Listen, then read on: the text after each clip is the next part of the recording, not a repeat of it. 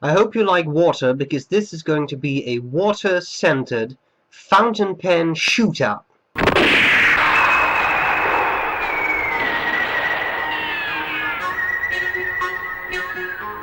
And today we'll be talking about the Waterman Hémisphère and the Waterstones fountain pen that was sent to me by someone. These pens are not related. I'm not saying one is a knockoff of the other, but if you look at the two pens, you probably see why I wanted to do a shootout. Hémisphère comes in a bunch of finishes. This is the black, shiny lacquered version with the chrome highlights. Waterstones pen, black, shiny lacquer, chrome highlights. Bam! Sounds like we had to do a shootout. So, give you a brief rundown of the two pens, and I'll do a disassembly bit, and then I'll show you how they write. Let's start with the Waterman Hémisphère. Fascinating pen. This was my first pen with a converter, so it's quite crucial in my pen development.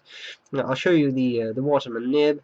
It has the Waterman logo on there, which I enjoy. It says Waterman Paris and F for fine, the feed, etc. As you can see from the scratches in the section, this one has seen some use. I like the pen, decent size, not huge but decent. When you post it, it's a pleasant size. Although it's all metal, except for the section, it's a decent weight. I like the feel of it, not too heavy but just nice. I like this sort of ski slope tapered end at the cap. You know, that's pretty much all there's to it. A decent pen. I have a full review of this pen. Same goes for the Waterstones pen on my channel. So if you're interested in more details, just check those out. Waterstones pen. I think it's about the same size as you can see here. Uncapped. They're roughly the same size too. The Waterstones pen is slightly bigger. It has a slightly bigger nib. So on this side, we let me see if I can do some close-up action again. See the two nibs? The one at the bottom is the Waterstones pen. As you can see, it has a slightly bigger nib. Okay, I'm capping the Waterman pen. So, furthermore, it's also metal, has some chrome highlights, has a little lip at the end of the barrel to keep the cap in place when you post, except that doesn't really work. Wouldn't recommend posting because of the white inner cap. I'll go into more detail in the full review of this pen.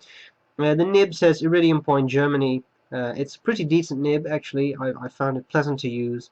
Both pens, I'm cleaning them, but both pens have a converter, a cartridge converter filled system.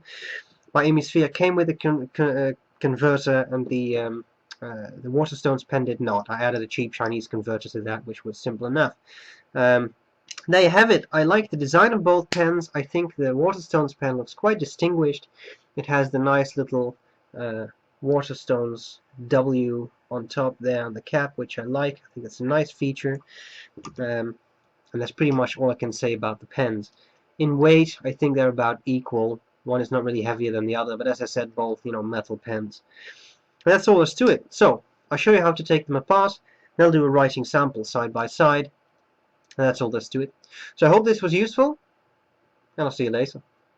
Bye bye. Alright, so here you have the Waterstones pen. Here you have the Waterman Hémisphère. I guess you can see why I wanted to do a shootout between the two pens. They definitely have some things in common. I'm not saying one is a knockoff of the other. I mean, not at all. That's really, honestly, not what I'm suggesting. I'm just saying that, you know, they kind of look alike, and that's all there's to it. Okay. So let's start with this Waterstones pen. How do you take it apart? It's very easy.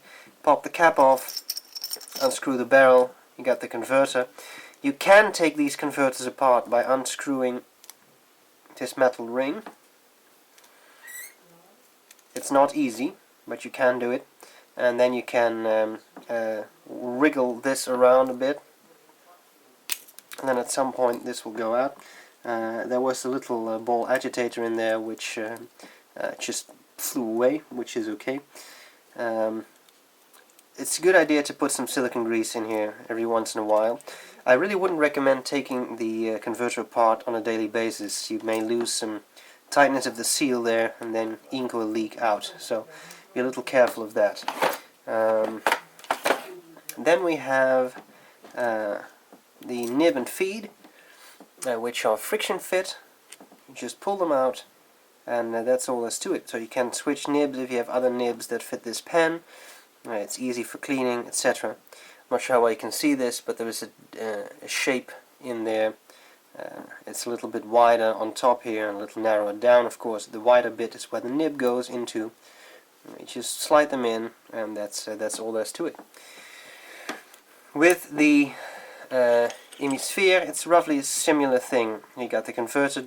I would not recommend trying to take these Waterman converters apart. I've tried it once and I broke one. These are, the metal bit is flush with the plastic bit. I don't know whether they fuse it together or something so that it really like melts, but it's impossible for me to take apart. And the Nibin Feed slide out. Unlike the Nibin Feed on the Waterstones pen, the nib actually slides, at least I thought it did. Yes, it sort of slides onto the feed here, and then it doesn't really click in place, but that way you know it's aligned properly. And then what you do is you take the section and you just rotate it a bit until you find a position in which it slides in pretty snugly. Make sure Nibin Feed are pushed all the way down to the back. I'm just going to create some ink flow here because I didn't ink this up directly. I just took the converter from another pen. That should work. It shouldn't drip. If it drips out, you probably didn't put the Nibin Feed back in all the way. No ink is... yeah, that's okay. That's just a drop line, but it's not dripping by itself. So that looks good to me. I take just some scrap paper. Writing, no drops. Excellent. Cap the pen. Go on to the other pen. I'm going to use some silicone grease here. Problem is I'm running a little low on grease. Just put some coating on the threads and around the section, sorry, the seal of the piston, so that it operates smoothly. You see, nice and smooth. Put that back in there. I probably want to put some on this seal here because I've just popped it. There we go. Clicks in place. Then I take another wallop. I like the word wallop. I don't have a lot of opportunities to use it, but I like it. Put it on there. So I'm not sure how well you can see this, but what I'm doing now is just putting some grease on the part where the piston turning knob mechanism and the actual ink reservoir meet. Why am I doing that? Well, quite simply, lubrication. This ring has to sort of screw slide in place. There's no real threads there, and that can be a little difficult. But if you got some lube, things slide in easier. I shouldn't have said that. But we're done. Okay. Now I need to ink up that pen. I want to make sure I don't get any grease on my fingers. Got any left. Okay, there we go. I'm taking some Conway Stewart Tamar. Sounds like the Kamar. La dee dee dee da. Okay. Got us some ink. No dripping there, so everything is aligned well. I grab a tissue. Got that lying around. There we go. And boom, it's time for a writing sample. Okay, so on this side we have a Waterman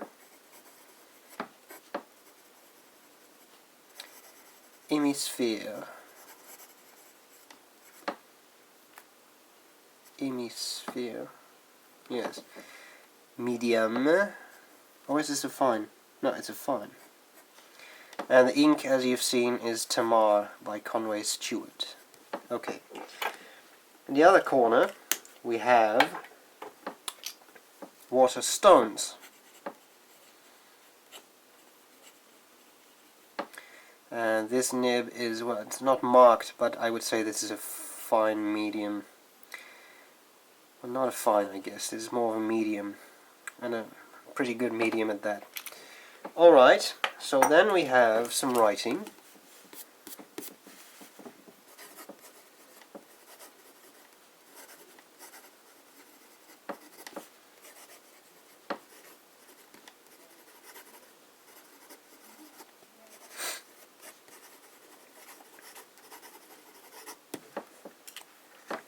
and we have some writing with the Waterstones pen.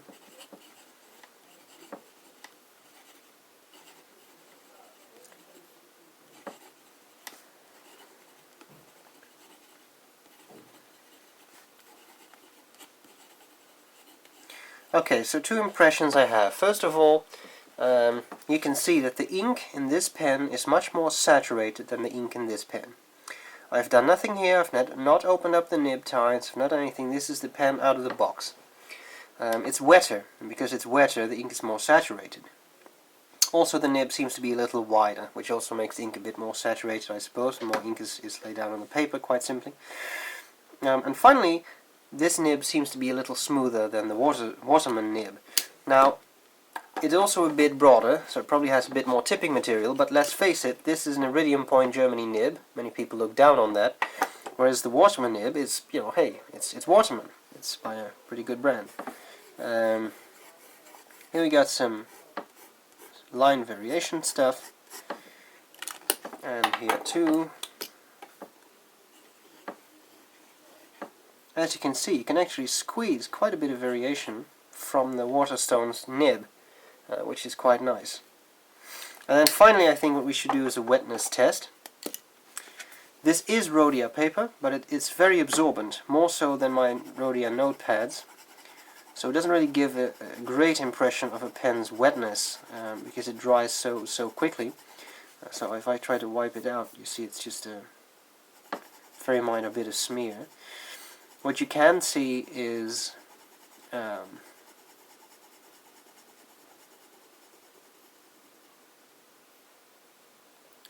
this pen lays down a fairly even patch of ink. There is a little bit of white in there.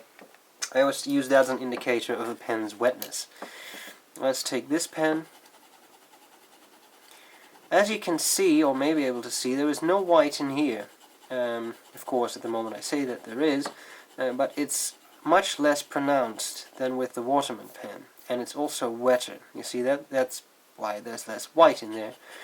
The ink flows more freely from this nib. So there you have it, two pens.